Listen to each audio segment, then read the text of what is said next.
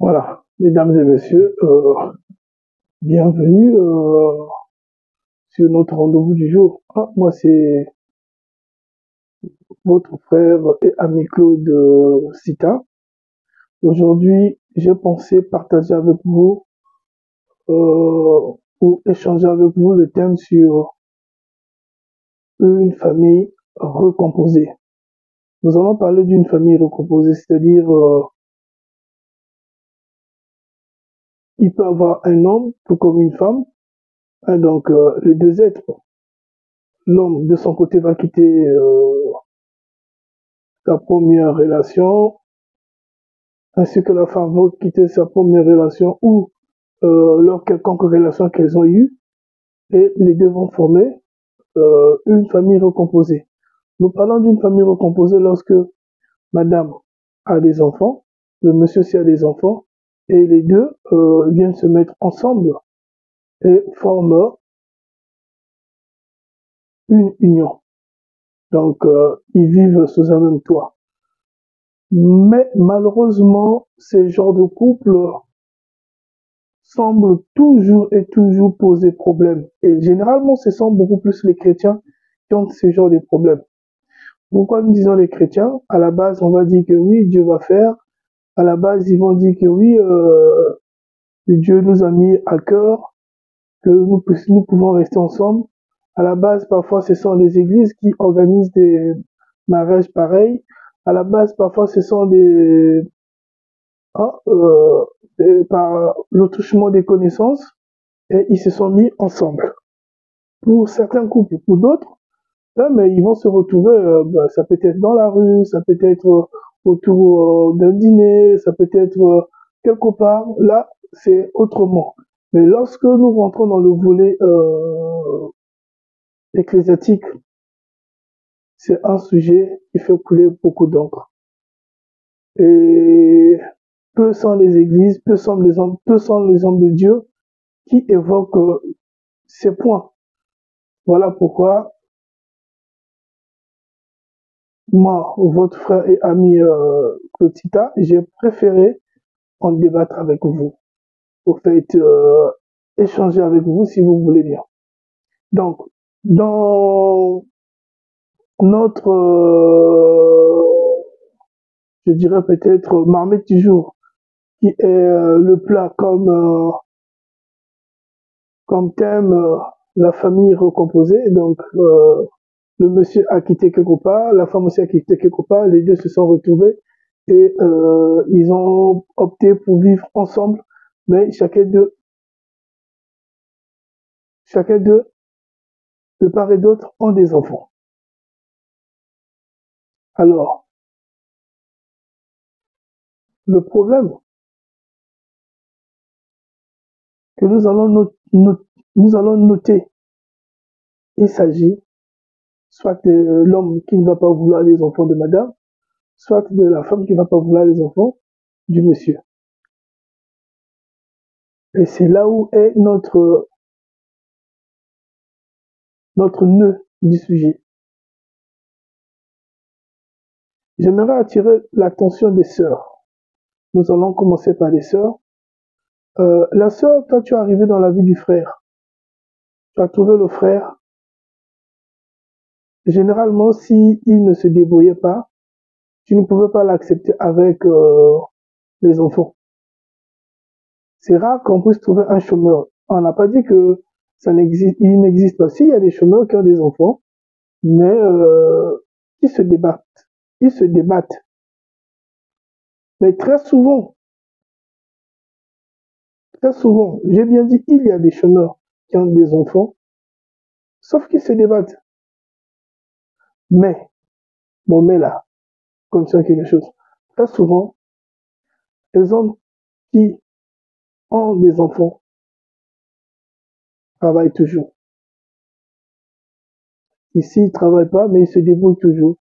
Ils peuvent être actifs sur le plan professionnel, tout comme ils peuvent être actifs sur le plan des affaires. C'est-à-dire, ils travaillent à son propre compte, ou ces hommes-là, ils ont du boulot. Mais j'aimerais attirer l'attention parce que je suis en train d'évoquer beaucoup de mais. Hein. Je dis mais. Au début, j'ai déjà commencé par les mais. Ça veut simplement dire que c'est très sérieux.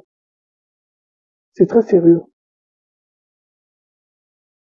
La sœur, toi, quand tu rentres dans la vie de cet homme, il se débrouillait déjà. Et il avait ses enfants. On a besoin que, en rentrant dans sa vie, et pourtant tu pries, mais c'est toi qui va encore compliquer la tâche à ce frère. Tu es rentré dans sa vie, tu es arrivé, il avait déjà son statut professionnel, il avait un départ de sa vie, même la femme qui était dans sa maison, la mère de ses enfants, n'est pas ta rivale. On a besoin de te dire que, oui, celle qui était là, patati patata, celle-là, elle n'a pas de problème avec toi.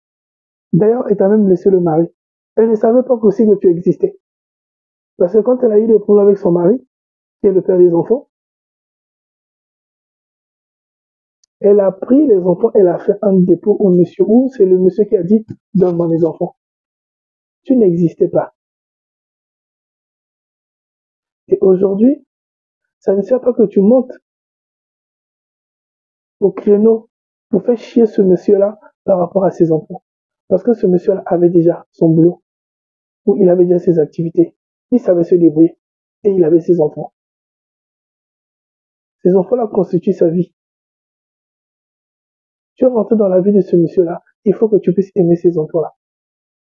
Ça ne sert pas que parce que tu es arrivé dans cette maison-là, toi, tu commences à privilégier tes enfants à toi. C'est pas normal. Le monsieur-là travaille l'argent. Avant tout, aussi nous pouvons dire ça, c'est pour ses enfants. Tu ne sais pas la maman de ces enfants-là a fourni quel effort. Tu ne sais pas quel type de sacrifice qu'elle a eu à faire. Tu ne sais pas ce qu'elle a enduré dans cette maison. Mais au moins, tu es venu, tu es arrivé. Tu es venu au bon moment où le monsieur, il a du boulot, il a de l'emploi. Il te prend en charge, toi et tes enfants. Là, nous parlons du cas des femmes qui arrivent dans le foyer et ils viennent trouver le monsieur. Même si c'est pas que, je vais m'excuser, le monsieur était là avec les enfants, mais ils se sont mis ensemble. Les enfants pouvaient aussi quitter du côté de leur maman et venir là où est le papa. Ce n'est pas un problème. Mais entre-temps, ils sont avec leur père. Ma sœur, arrête de maltraiter les enfants de ton mari. Arrête de te dire que bon, oui, certes, ce sont les enfants de ma rivale, donc moi, dans cette affaire, je ne suis pas là-dedans parce que demain après-demain, ces enfants-là ne vont pas me rendre service, il n'y aura pas la reconnaissance, il n'y aura pas de récompense. Aujourd'hui, je voulais te dire, toi, fais ce que tu peux faire devant ton Seigneur. Soigne ton témoignage, soigne ton image, ne t'attends à rien. C'est à la nature de pouvoir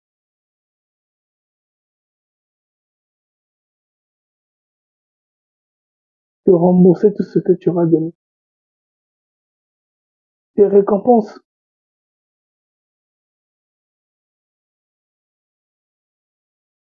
tes sacrifices, les peines que tu auras endurées dans cette maison, les difficultés, les situations,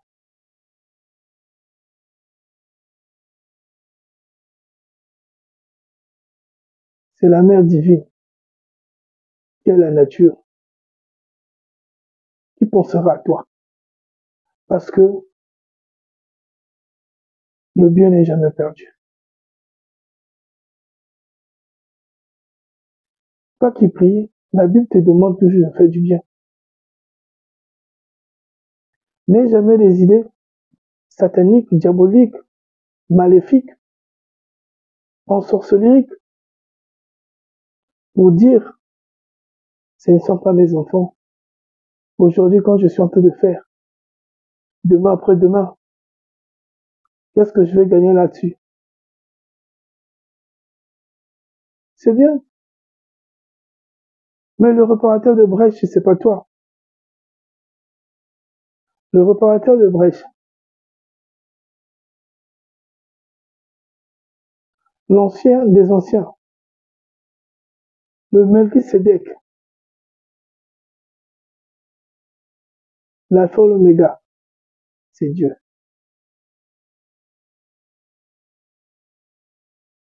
C'est Dieu. Quand tu as semé dans sa maison, tu récoltes dans sa maison. Quand tu as semé dans la rue, tu récoltes dans la rue. Quand tu as semé aux toilettes, tu récoltes aux toilettes. C'est pourquoi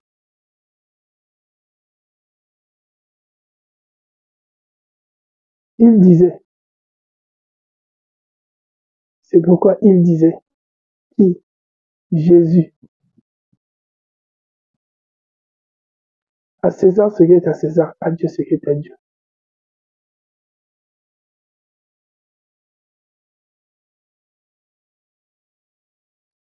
Si tu payes les bonnes œuvres dans la maison de l'Éternel, tu ne peux que s'aimer, tu ne peux que plutôt récolter ce qui est bien, que ce soit la sémence, que ce soit l'acte de la libéralité, que ce soit le suivi, que ce soit le traitement, que ce soit l'éducation, l'instruction, le mode de vie, la façon que tu prendras ces enfants-là.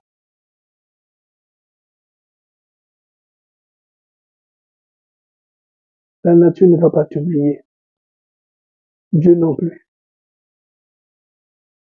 Mais évite d'empêcher ces enfants-là vivre leur bouton. Peut-être que l'argent de ce monsieur est conditionné à la survie de ses enfants. Parce qu'il y a certaines personnes sur terre qui sont bénies simplement parce qu'ils avaient fait un vœu à Dieu. Seigneur, si tu me donnes du boulot, je prendrai soin de ma famille. Je prendrai soin de mes parents. Je veux prendre soin de ma maman. Je veux soutenir mes frères et sœurs. Je serai toujours là le garant de la famille. Je ne veux même pas laisser quelqu'un souffrir. C'est une alliance que la personne signe avec Dieu. Et Dieu bénit cette personne. Alors, ma soeur, toi, quand tu rentres dans la vie de cette personne, tu veux venir bousiller cette alliance. Tu veux venir bousiller cette alliance parce que tu ne connais pas le nom du cœur de la personne. Tu ne connais pas la relation que la personne a avec Dieu. Tu ne sais pas ce que la personne s'était dit avant que tu ne viennes dans sa vie. Ce que la personne s'était dit avant que tu ne viennes dans sa vie. Ce que la personne s'était dit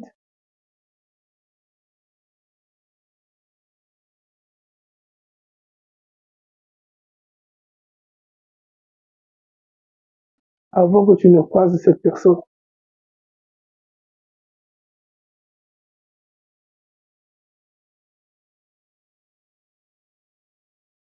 Arrêtez, vous nos sœurs, dans la parole.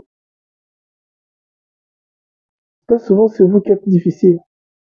Ah non, moi, je ne voudrais pas que ces enfants-là viennent dans ma maison. S'il y a lieu que ces enfants-là restent chez leur maman et tu puisses les entretenir comme ça, tu puisses déposer l'argent chez leur maman. Et moi, de toute façon, j'ai pas envie de leur voir chez moi ici, là. Et si le monsieur disait que vous vous séparez, ça veut dire qu'il t'aime pas. Là, tu veux aimer le monsieur sans pourtant aimer ses enfants.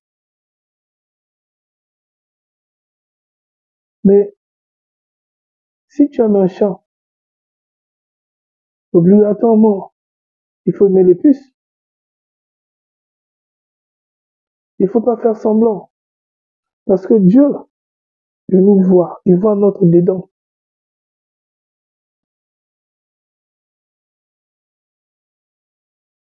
La Bible dit c'est lui qui sait sonder le cœur des humains.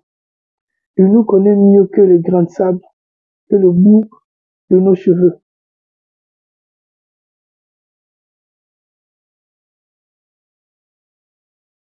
J'ai toujours dit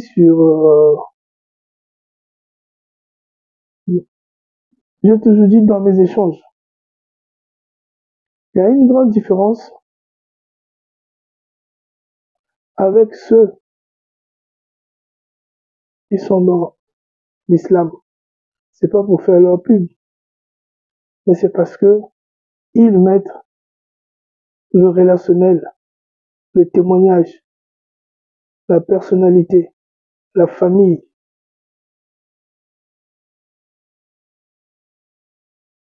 au cœur de leur prière. Le reste vient après. Le reste, ça vient après.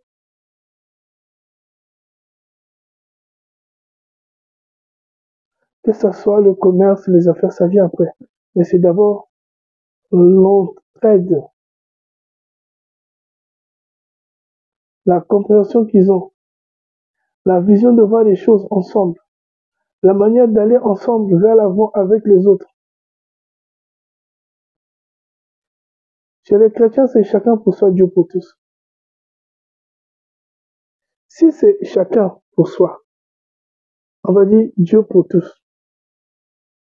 Même si je suis en train de couper dans la misère, dans la souffrance, dans une maladie, on viendra prier pour moi. Mais les gens ne vont pas se lever pour dire, tiens, il faut qu'on court à l'hôpital avec ce monsieur. C'est ce qui se passe avec les chrétiens. Les chrétiens et les chrétiennes, ils sont zélés pour le samedi, dimanche. Ils sont à l'église de lundi à vendredi. Mais lorsqu'on rentre dans leur maison, pour voir ce qui se passe dans leur maison, dans leur foyer, c'est le monde à l'envers. J'étais en train de parler sur les sœurs qui maltraitent les enfants des maris. C'est-à-dire qu'un couple recomposé, c'est-à-dire une famille recomposée, madame quittant d'une relation, sortant d'une relation, le monsieur aussi sortant d'une relation, les deux se sont mis ensemble, ils ont formé une toiture, une union, un foyer. Chacun a ses enfants. Mais dans cette relation-là, très souvent, ceux qui briment les enfants des autres, ce sont les enfants de madame. Et généralement, les papas, ils ont un sac de faux. Quand ils rentrent, ils ne vérifient pas, ils ne demandent pas, ils veulent pas. On n'a pas dit que euh, lorsqu'on vérifie, on a des soupçons vers la femme. Même vos propres enfants que vous avez ici, c'était pas une famille recomposée. Même avec la maman titulaire directement ou le papa titulaire directement, si nous pouvons parler comme ça. On demande toujours aux enfants parce que l'enfant aussi a quelque chose à dire dans le foyer. Peu importe que ce soit les enfants de madame ou tes enfants à toi. Est-ce que vous avez mangé? Ça a été comment à l'école? Et comment était la journée? Moi, c'est l'essentiel. Si tu constates que l'enfant est frustré, l'enfant a un problème, appelle l'enfant, discute avec l'enfant, l'enfant te dira. Mais j'insiste sur les mamans qui privilégient les enfants. C'est pas bon. Et parfois, il faut le distinguer, le choix. D'abord mes enfants, moi, après les enfants du mari. Mais les enfants que tu es en train de négliger, tu ne sais pas peut-être que c'est là où devait passer ta bénédiction. Tu ne sais pas peut-être que le monsieur, en voyant comment tu traites ses enfants, il y avait d'autres choses peut-être que tu n'as pas pu su gagner chez le monsieur. Et celui-là, ce dernier se pose des questions. Ces femmes-là qui ne veulent pas, vous les sœurs, qui ne voulez, qui refusent toujours d'ailleurs que le papa là a eu les enfants ne peuvent pas habiter chez lui. Mais si ce monsieur, ses enfants ne peuvent pas habiter avec lui, quel est le bonheur? Quel est ton rôle? Quelle est ta mission dans la vie de ce monsieur? C'est pouvoir juste tirer profit. Mais lorsqu'on tire profit, on essaie aussi d'améliorer là où on est. Oui, il y a de ceux qui vont dire que, bon, moi je suis une femme, moi je travaille, donc moi aussi je fais ce que le monsieur fait. Si c'était le cas, c'est simple, va demander la liste de la dot. Va demander la liste de la dot. Et tu prends la liste de la dot, tu mets dans l'enveloppe toute la somme demandée. Tu vas marier le monsieur. Même si vous êtes une ministre, madame, vous avez toujours besoin d'un petit front rond de votre mari. Ça veut simplement dire l'homme restera toujours l'homme.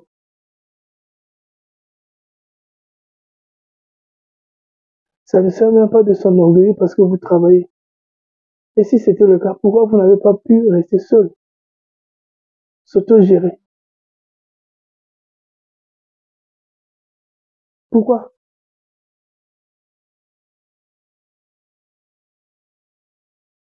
Il faudrait que vous arrêtiez cela. Parce que ce que vous faites, ma soeur, ce que tu es en train de faire dans ce foyer-là, demain tu vas le regretter. Si le monsieur a un mauvais cœur, s'il a un bon cœur, il va te pardonner. Et encore, s'il saisit les situations qui l'endurent chez lui. Parce qu'il y a certains hommes, ils ne voient rien, ils ne constatent rien, ils ne savent rien. Ils disent que tout va bien. Alors que, à côté, tu as des enfants, parfois là où ils sont chez leur maman, ils n'ont pas mangé. Il y a d'autres qui vont plus loin, qui refusent même que le monsieur puisse payer l'école, les études des enfants, qu'il puisse soutenir ses enfants. Mais c'est sa retraite, c'est sa progéniture. Ces enfants-là n'ont pas demandé à venir sur terre.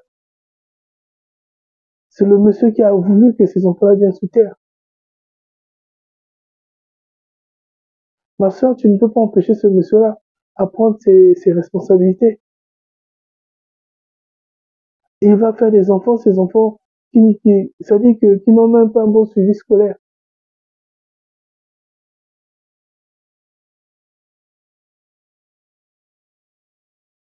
On a besoin de se comparer. Celle qui était là, elle a laissé le foyer. Elle était partie. Vous n'étiez pas des rivales. Ça ne sert même pas que quand tu es dans cette maison-là,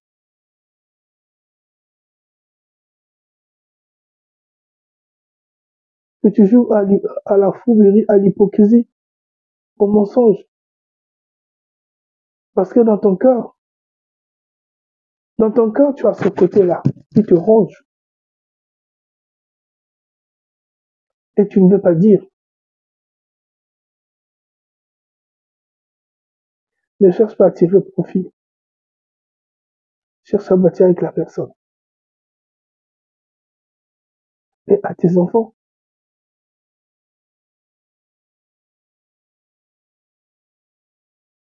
Il faudrait que tu fasses un grand travail. Il faudrait que tu arrives à un niveau donné, à les secouer.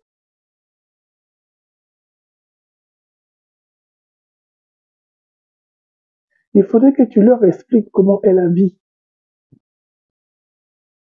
On a vu des gens, c'était la maman qui était qui était au règne. Elle gérait tout d'un monsieur. Et ce monsieur avait des enfants. Mais ces enfants-là, non pas qu'ils n'habitaient pas chez le monsieur, mais ces enfants étaient aussi négligés et sans être acceptés là où habitait leur père.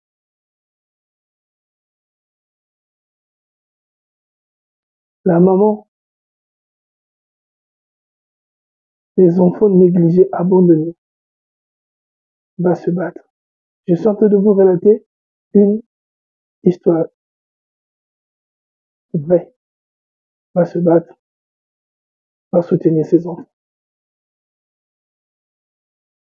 Le lendemain matin, comme on dit, au jour à venir, le papa tombe malade. Madame qui était dans la maison, madame a pris les clics et les claques, elle est partie. Le monsieur est resté là. C'était les mêmes enfants qu'il avait négligés, c'était les mêmes enfants qui venaient lui porter soutien. Et pour le monsieur qui n'admet pas les femmes qui ont des enfants, ou les femmes qui ont des enfants, mais c'est-à-dire que cette femme-là dans la maison de ce monsieur, elle est devenue comme un chiffon. Parce que le monsieur l'a reçu avec ses enfants, c'est des réponses, c'est des traitements, c'est des regards, c'est vouloir transformer la femme comme un marchepied, c'est ridiculiser la femme, c'est rabrouer la femme. Ça aussi, c'est pas bon. Mon frère, si tu es dans cette situation-là, essaie un peu de changer. Essaie un peu de changer. Parce que les histoires se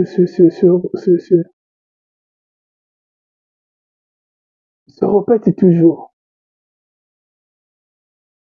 Ce sont les mêmes témoignages que nous avons dans la société.